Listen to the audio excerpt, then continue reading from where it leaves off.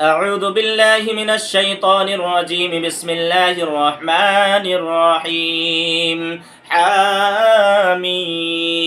تنزيل الكتاب من الله العزيز الحكيم. ما خلقنا السماوات والأرض وما بينهما إلا بالحق وأجل مسمى والذين كفروا عما أنذروا معرضون.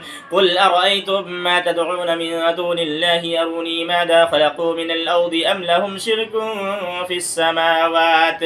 ائتوني بكتاب من قبل هذا أو أثرة من علم إن كنتم صادقين. ومن أضل ممن يدعو من دون الله من لا يستجيب له إلى يوم القيامة وهم عن دعائهم غافلون.